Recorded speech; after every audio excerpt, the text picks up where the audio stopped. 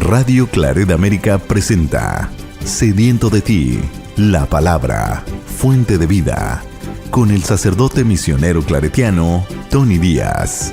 Reflexiones diarias del Evangelio. Aquí iniciamos.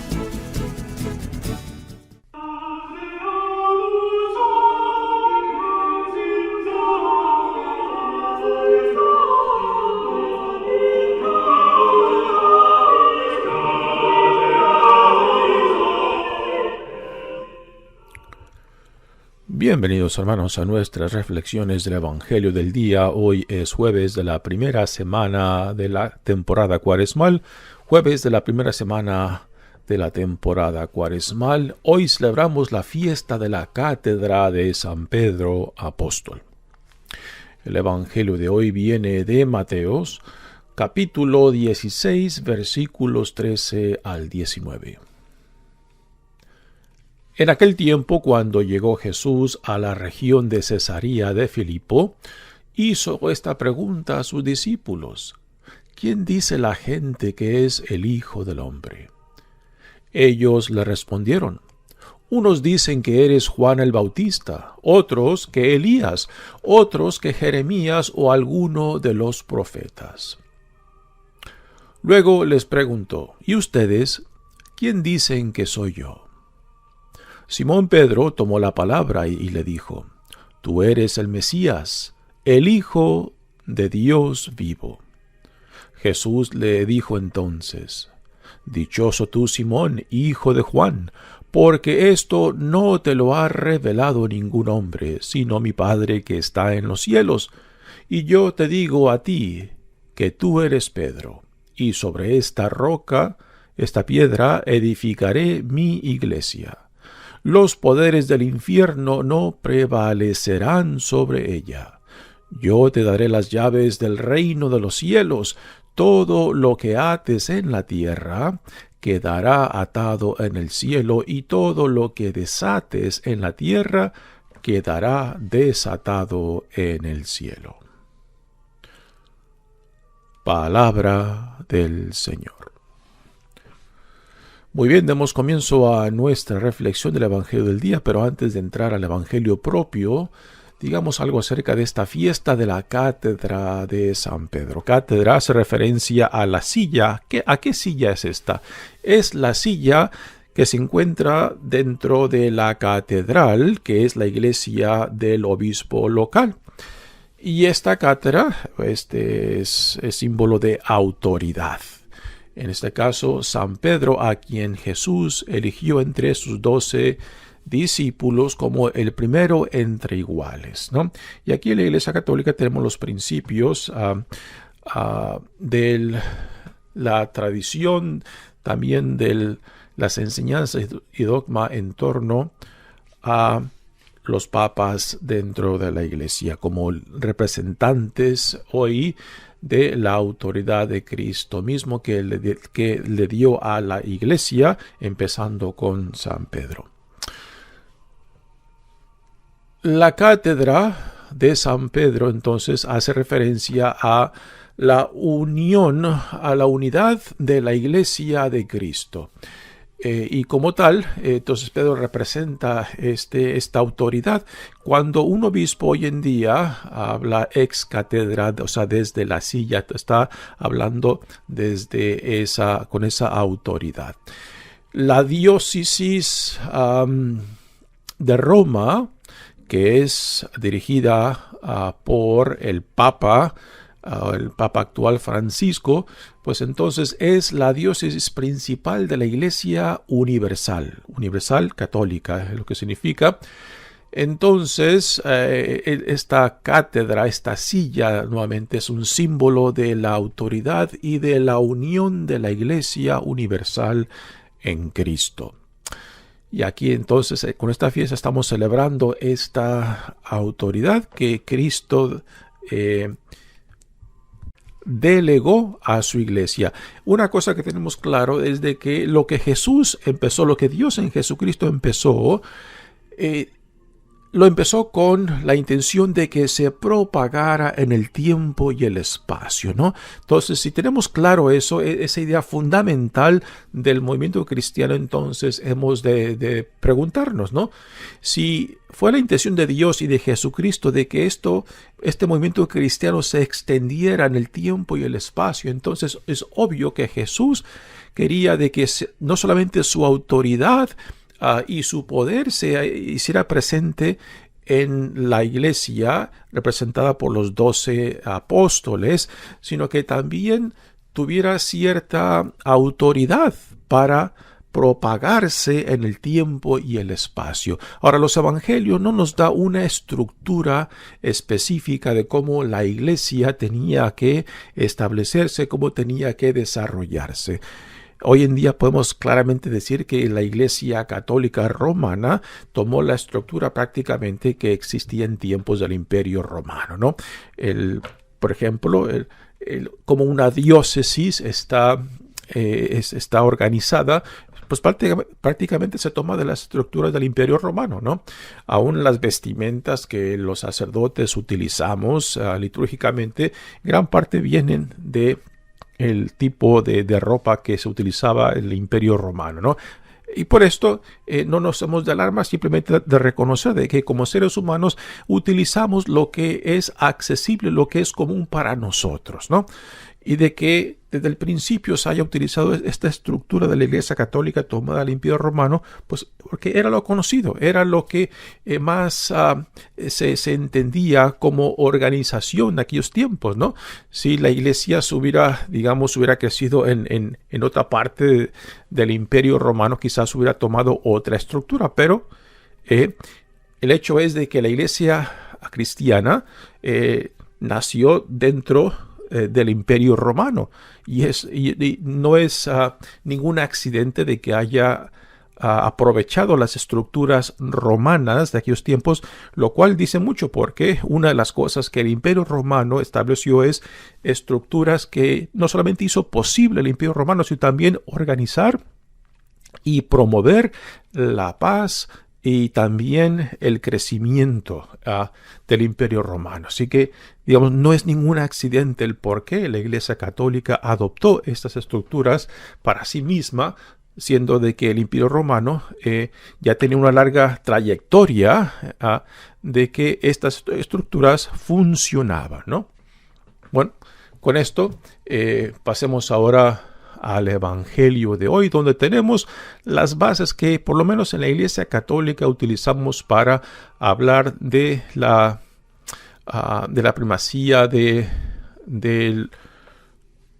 los papas dentro de la Iglesia, primero entre iguales, de la autoridad que han recibido, y también de cómo en la Iglesia Católica interpretamos la sucesión apostólica, ¿no? De que podemos trazar por medio de los diferentes papas en la historia católica desde hoy, Papa Francisco hasta Pedro, ¿no? Y esto está basado en la sucesión apostólica, ¿no? De que Jesús escogió a 12 apóstoles que pasaron a ser la base fundamental de la iglesia. La iglesia está construida sobre el testimonio de esos apóstoles, ¿no? Y que estos apóstoles después fueron escogiendo e instituyendo a otros que sucedieran a los previos en la medida que la iglesia se extendía o se proyectaba hacia el futuro, ¿no? Toda estructura humana, toda organización humana necesita estructuras, tiene estructuras. ¿Jesucristo escogió esta estructura? No, fue la iglesia desde el principio que fue adoptando estructuras que le funcionaran, que le ayudaran, ¿no? ¿Es la mejor estructura? No sé, no sabemos, ¿no? Pero es lo que aceptamos. Y con esto simplemente hay que reconocer cómo la estructura que hoy tenemos, pues nace de un origen del Imperio Romano. Puede ser una estructura diferente, quizás, ¿no? Pero es lo que tenemos, ¿no? Y con esto no hemos de armar pleito de que si Cristo fue quien estableció esta estructura o no la estableció. No, es obvio que en los evangelios no hay nada de cómo Cristo desearía de que esta iglesia que estaba fundando, este movimiento cristiano, cuáles fueran las estructuras que adoptaría para sí misma, ¿no? Simplemente es algo práctico que el ser humano hace en todos tiempos para organizarse, para bien y para mal, ¿no? Así que en esto no hay por qué armar pleitos y hablar de que Cristo no escogió, no decidió esta estructura. Simplemente es como la iglesia primitiva decidió organizarse para proyectarse hacia el futuro. Muy bien, el evangelio de hoy tenemos entonces a Jesucristo que le hace una pregunta a sus apóstoles acerca de qué es lo que la gente dice acerca de él, ¿no? Y aquí Pedro toma la palabra. Bueno, primeramente Jesús le pregunta a los 12 y los 12 le dicen cuáles son las opiniones que ya abundan en la población de sus tiempos, y le dicen lo que la gente dice acerca de Jesús, de que quizás es la reencarnación de Juan el Bautista, porque ya para entonces Juan el Bautista ha muerto en la cárcel. O que quizás también es Elías, que ha venido para el gran profeta Elías del Antiguo Testamento, que ha venido para dar comienzo a la época mesiánica, puesto que esta era una de las expectativas que se tenía, de que antes de que el Mesías viniera, el profeta Elías regresaría. Recordamos que el profeta Elías no muere. Él fue tomado en una carreta en fuego al cielo, y que así como fue ascendió al cielo en esta carreta en fuego, que igualmente regresaría para inaugurar la época mesiánica. Así que quizás también Jesús quizás era el profeta, ¿no? El Evangelio de Mateo identifica claramente a Elías con Juan el Bautista, quien prepara el camino para Jesús. O que quizás algún otro profeta, o quizás el profeta Jeremías, otro de los grandes profetas del Antiguo Testamento. Y después de estas respuestas que le dan a Jesús, sus discípulos le pregunta, se dirige a ellos: ¿y ustedes quién dice que soy yo? Y es aquí donde Pedro, representando al grupo de los 12, toma la palabra y dice: tú eres el Mesías, el Hijo de Dios vivo, ¿no? Una declaración impresionante, una confesión importante en torno acerca de quién es Jesús. Y ahora Jesús le dice a Pedro: dichoso tú, Simón, hijo de Juan, porque esto no te lo ha revelado ningún hombre. O sea, de que esto que acaba de confesar Pedro no se lo comunicó ningún otro ser humano, o de que no fue una intuición de Pedro, sino que una revelación de Dios. ¿Cómo Dios le dio esta revelación? No nos dice este diálogo entre Jesús y sus discípulos, pero simplemente afirma de que esto se lo ha revelado Dios. Ahora, ¿qué significa esto de que Dios se lo ha revelado a Pedro? ¿De que Pedro entiende el significado de lo que acaba de confesar? Obviamente no lo entiende, porque si lo hubiera entendido, simplemente esa revelación hubiera echado raíces en Pedro, entonces Pedro no lo hubiera negado en el momento más crucial de Jesús, cuando él es arrestado, ¿no? No solamente lo niega, sino también lo abandona, ¿no? Entonces, con eso tenemos bien claro de que lo que Pedro acaba de decir acerca de Jesús es una revelación de Dios, pero es una revelación que él todavía aún no asume o no entiende, igualmente como los otros discípulos, ¿no? Y después vienen las palabras que para nosotros católicos pues son palabras fundamentales que le da comienzo no solamente a la iglesia del reino de Dios, sino a la iglesia cristiana católica, en el cual vemos la tradición apostólica, particularmente la tradición de sucesión de los apóstoles en los líderes de la iglesia católica que han sido escogidos, ¿no? Aquí vemos la tradición de los diferentes papas que han sido elegidos para que guíen la iglesia católica, la iglesia cristiana de Dios. Y aquí le dice Jesús a Pedro: Yo te digo, tú eres Pedro, y sobre esta piedra edificaré mi iglesia. Los poderes del infierno no prevalecerán sobre ella, y yo te daré las llaves. Las llaves es un símbolo de autoridad, ¿no? Y es obvio, en el Antiguo Testamento, en los Hechos de los Apóstoles, en las cartas de Pedro, sabemos de que Pedro tenía un lugar de autoridad en la iglesia primitiva. Así que estas palabras de Jesús no son simplemente palabras que no fueron implementadas, no. Pedro, desde el principio de la iglesia cristiana, después de la resurrección, él adquirió este lugar de autoridad en la iglesia primitiva. Esto no se puede negar, porque tanto las cartas de Pablo como los Hechos de los Apóstoles lo manifiestan claramente. Y todo lo que desates en la tierra quedará desatado en el cielo, ¿no?